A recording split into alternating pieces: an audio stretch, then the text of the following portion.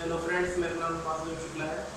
आज class 10th की maths को chapter 9 some application of trigonometry की एक्सरसाइज 9.1 का पार्ट स्टार्ट करेंगे।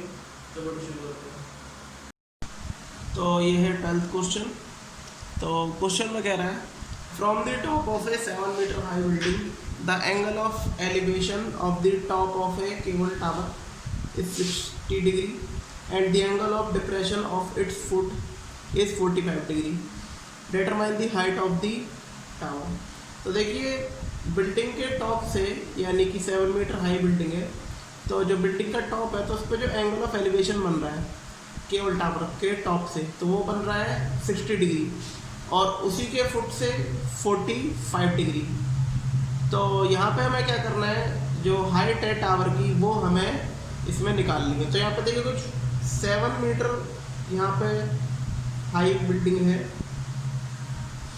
और इसके टॉप से जो केबल टावर का एंगल ऑफ एलिवेशन है वो बनता है 60 डिग्री, यानी ये यहाँ तक एक केबल टावर है। तो ये हमारा कितना बन गया, ये बन गया 60 डिग्री और फुट से ये 45 डिग्री। तो देखिए, यहाँ पर अगर फिगर को कंप्लीट करें तो इसको मिला देंगे और इनके नाम लिख लेंगे ए बी सी डी और ई। तो ये 90 डिग्री एंगल है और यहाँ पर गिवन लिख लेते हैं। देखिए गिवन क्या है, a b equal to 7 metre और θ1 हमें दे रखा है 60 डिग्री और θ2 दे रखा है 45 डिग्री। तो यहाँ पर हम क्या करेंगे, सबसे पहले यहाँ पे फाइंड आउट कर लेंगे, यानी कि हम सी ई प्लस ई डी तो हमें मालूम है क्योंकि ए बी पैरेलल है ई डी के, तो ए बी बराबर ई डी है, तो ये भी 7 मीटर हो जाएगा। तो यहाँ पे बात है सी ई फाइंड आउट कर रहा है, तो सी ई के लिए हमें बेस यहाँ पे होना बहुत ज़रूरी है और यहाँ पे बेस दे नहीं रखा। तो बेस निकलेगा कैसे, हम क्या करेंगे, ट्रायंगल ए बी डी के थ्रू हम यहाँ पे बी डी निकाल लेंगे बेस। तो बी डी इक्वल टू ए ई है, पैरेलल है, तो इस वजह से यहाँ पे ए ई आपका निकल जाएगा और इसके बाद जब ए ई निकल जाएगा तो फिर हम राइट एंगल ट्रायंगल के थ्रू यहाँ पे ट्रिग्नोमेट्रिक रेशियो के थ्रू यहाँ पे निकाल देंगे सी ई। तो यहाँ पे क्वेश्चन करते हैं, तो यानी कि in right angle triangle a b d, यहाँ पे मैंने सबसे पहले ए बी डी लिया है। तो देखिए ये 45 है तो ये भी 45 होगा, यानी E A D A D B के इक्वल है। क्यों, क्योंकि ये क्या है, अल्टरनेट इंटीरियर एंगल। तो यहाँ पर देखिए, जब ये 45 हो तो ये भी 45 डिग्री हो गया। तो थीटा के सामने वाले जो साइड होती है वो क्या होती है, परपेंडिकुलर, और ये बेस। तो यहाँ पे कुछ यही लगा देंगे, यानी कि a b upon b d. तो पी अपॉन बी क्या होता है, tan थीटा, लेकिन यहाँ पे जो 45 मैंने माना था वो θ2 है। अब यहाँ पे इसकी वैल्यू पुट कर देंगे, ए बी है हमारा 7, बी डी tan 45। अब जो tan 45 की वैल्यू होगी वो क्या होती है, 1। तो यहाँ पे कुछ इस प्रकार निकल जाएगा, यानी कि 7 upon b d equal to 1। तो यहाँ पे बी डी इक्वल टू क्या आ जाएगा, बी डी इक्वल टू हमारा 7 मीटर आ जाएगा। तो ये हमारा निकल गया 7 मीटर। तो यहाँ पर आगे निकालते हैं इस क्वेश्चन में। तो इसके बाद हम 7 मीटर यहाँ पे फाइंड आउट हो गया है। तो देखिए यहाँ पे ए ई बराबर बी डी है 7 मीटर, तो ये भी 7 मीटर होगा। तो अब लेंगे in triangle, in right angle triangle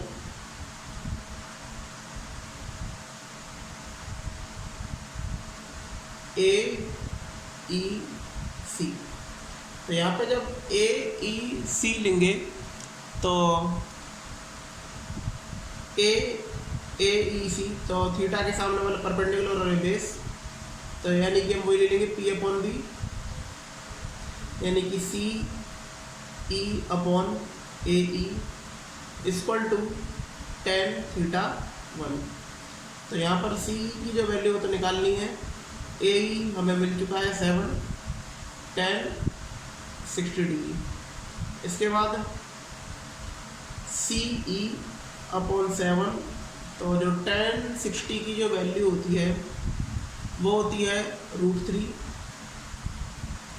और ये इधर चला जाएगा इक्वल तरफ, तो ये जाएगा मल्टीप्लाई में, तो सी ई इक्वल टू 7√√3। तो यहाँ पे ये हो जाएगा। तो देखिए सी ई हमें फाइंड आउट हो गया है 7√3 मीटर। तो इसके बाद हमें क्या चाहिए, टावर की हाइट चाहिए। तो देखिए हियर, देखिए ए बी बराबर ई डी है, यहाँ पे दे रखा है, और हमें सी डी निकालना। तो सी डी इक्वल टू होगा सी ई प्लस ई डी। तो ई डी की कोई वैल्यू नहीं, लेकिन ई डी ए बी के बराबर है, तो इसका मतलब सी ई प्लस ए बी। तो ये जो वैल्यू होगी वो हो जाएगी सी की वैल्यू 7√3 प्लस ए बी हमारा 7 है, तो इसमें 7 कॉमन ले लेंगे तो ये हो जाएगा 7√3 प्लस 1 मीटर। तो ये सी डी निकल गया, यानी कि क्या है, ये हाइट ऑफ टावर। तो यहाँ पे कुछ इस प्रकार ये क्वेश्चन हो गया है। तो ये 14 क्वेश्चन बहुत इंपॉर्टेंट क्वेश्चन है, और ये बोर्ड एग्जाम्स में काफ़ी बार पूछ लिया जाता है। A 1.2 metre tall girl spots a balloon moving with the wind in a horizontal line at a height of 88.2 metre from the ground. तो 1.2 मीटर टॉल एक गर्ल है, तो वो एक बैलून को देखती है जो मूव कर रहा है। तो जब हवा चलती है तो उसी हॉरिजॉन्टल लाइन पे वो आगे बढ़ जाता है, ये मान लीजिए। तो 88.2 मीटर उसकी ऊंचाई है बैलून की ग्राउंड से। The angle of elevation of the balloon from the eyes of the girl at any distance is 60 degree. तो जो उसका एंगल ऑफ एलिवेशन है जो उस गर्ल की आंखों से बनता है, यानी आंखों से देख रही है वो बैलून को, तो उसके बीच का जो एंगल है वो है 60 डिग्री। और आफ्टर सम टाइम, यानी कुछ समय बाद क्या होता है कि the angle of elevation reduces to 30 degree, क्योंकि जब बैलून आगे बढ़ जाएगा तो साफ सीधी बात है एंगल बढ़ जाएगा। तो यहाँ पे 60 डिग्री से वो 30 डिग्री हो गया है। तो find the distance travel by the balloon during the interval. तो इसका मतलब वो कितने, क्या टाइम इंटरवल के थ्रू उसने डिस्टेंस ट्रेवल किया है। तो यहाँ पे हमें डिस्टेंस निकालनी है कि वहाँ पे वो कितने दूरी पर गया है। तो यहाँ पे सबसे पहले फिगर बना लेंगे। तो देखिए 1.2 मीटर टॉल एक गर्ल है। अब वो एक बैलून को देख रही है आइस के थ्रू। तो ये कुछ इस प्रकार है, और ये 60 डिग्री एंगल है। और कुछ समय बाद कहीं यहाँ पे बैलून होगा, यानी कि कुछ इस प्रकार। तो ये कितना है 30 डिग्री।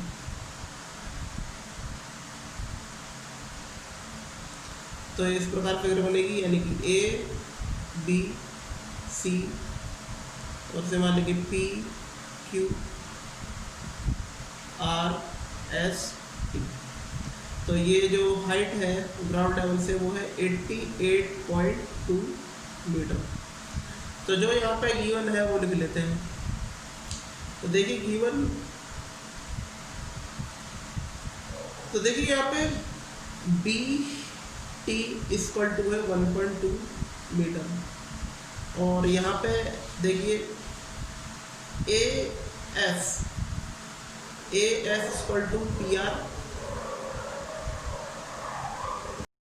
और यहाँ पर देखिए यहाँ पे हमें ए एस नहीं चाहिए, हमें क्या चाहिए यहाँ पे पी क्यू की वैल्यू और ए सी की वैल्यू।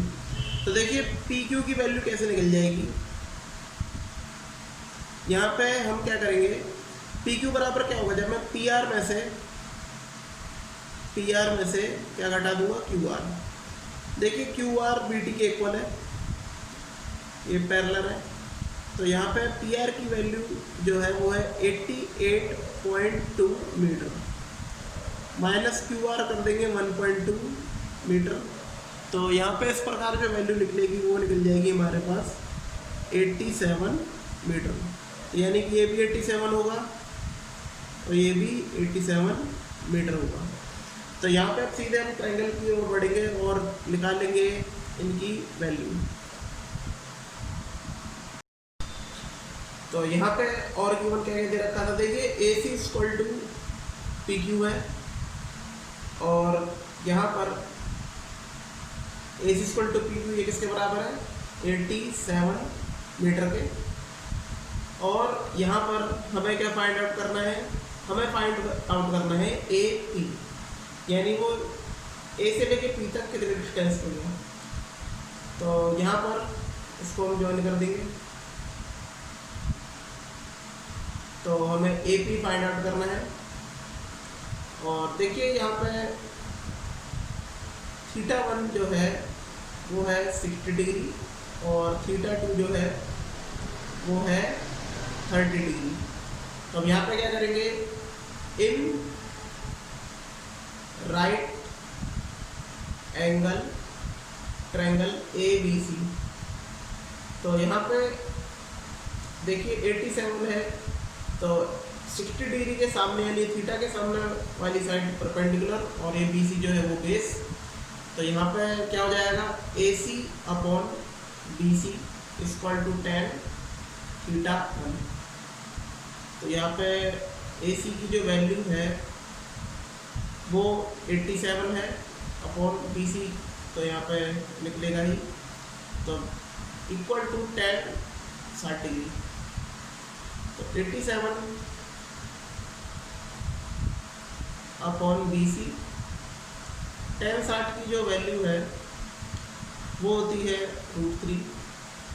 तो यहाँ पे ये क्रॉस मल्टीप्लाई हो जाएगा, तो 87 upon √3 equal to b c, यानी यहाँ पर b C equal to 87 upon √3 metre. अब हम क्या निकालेंगे, अब यहाँ पे हम निकालेंगे ट्रायंगल पी बी क्यू में। तो यहाँ पे हमारा बी क्यू फाइंड आउट हो जाएगा। तो यहाँ पर in right angle triangle p b q, तो जो ट्रायंगल पी बी क्यू है यहाँ पर पी क्यू अपॉन यानी θ30 है, यहाँ पर इसके सामने पी क्यू है, तो p q upon b q equal to tan θ2। तो पी क्यू की जो वैल्यू है वो है 87, बी क्यू में निकालना है, इक्वल टू ये है हमारा tan 30। तो 87 अपॉन बी क्यू, तो ये हो जाएगा 1/√3, क्रॉस मल्टीप्लाई कर लेंगे यानी √3 से मल्टीप्लाई हो जाएगा और बी क्यू 1 से। तो इस प्रकार बी क्यू इक्वल टू आ जाएगा 87/√3 मीटर। तो देखिए यहाँ पे सीधे सीधे यहाँ पे पता चल रहा है, अगर मैं बी क्यू में से बी सी घटा दूँ तो सी क्यू निकल जाएगा, और सी क्यू तो बराबर ए पी के, तो ए पी तो हमारा फाइंड आउट यहाँ पे सिंपल तरीके से हो जाएगा। तो आगे करते हैं क्वेश्चन को। तो ये है इस प्रकार, देखिए यहाँ पे बी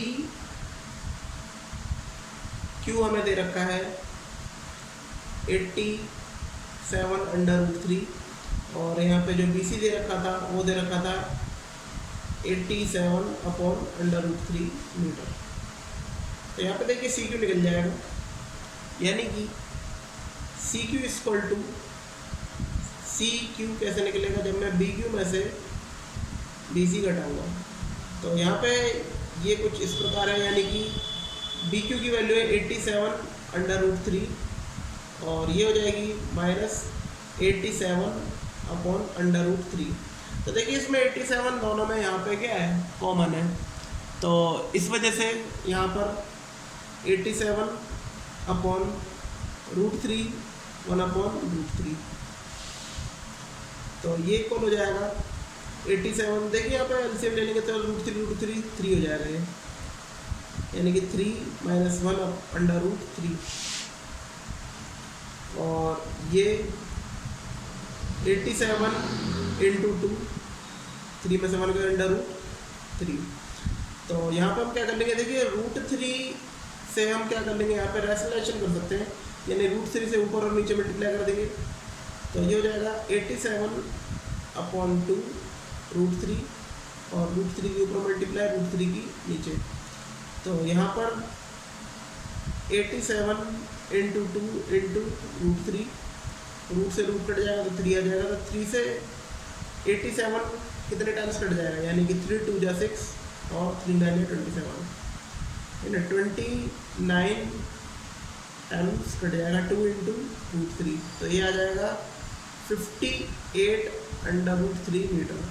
और यहाँ पे c q equal to a p के, और ये हो जाएगा 58/√3 और यही हमें क्या करना था, फाइंड आउट करना था। तो कैसी लगी एक्सरसाइज, इसका पार्ट 3 कमेंट करके बताइएगा। अगर आपको वीडियो अच्छी लगी तो प्लीज़ लाइक शेयर कमेंट करें। धन्यवाद।